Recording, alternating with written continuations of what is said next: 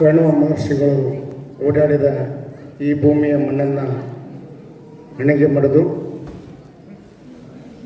ಷಟಸ್ಥಲ ಬ್ರಹ್ಮ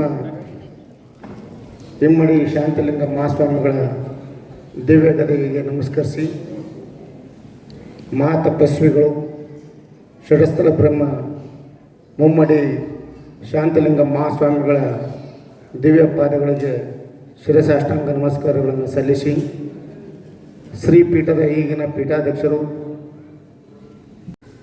ನಿಮ್ಮೆಲ್ಲರ ಪೂಜ್ಯ ಗುರುಗಳು, ಮನಸ್ಸಿನಲ್ಲಿ ಇದ್ದಿದ್ದನ್ನು ಕನಸಿನಲ್ಲಿ ಬಂದು ಹರಿಸುವ ಶ್ರೀ ಶ್ರೀ ಶ್ರೀ ಷಟಸ್ಥಲ ಬ್ರಹ್ಮಿ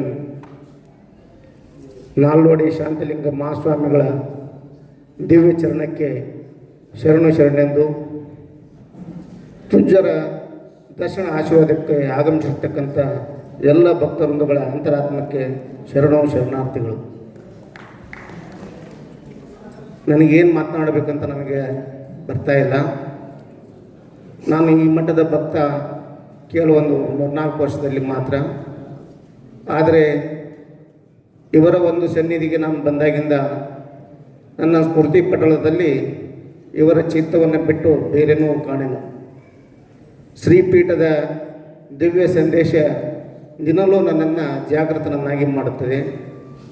ಏನಾದರೂ ನನ್ನಿಂದ ತಪ್ಪುಗಳು ಆಗುವ ಮುಂದೆ ಆ ಸಂದೇಶ ನನ್ನನ್ನು ತಡೆದು ನಿಲ್ಲಿಸ್ತಾ ಇದೆ. ನಾನು ಪೂಜ್ಯರಲ್ಲಿ ವಿನಂತಿ ಇಷ್ಟೇ,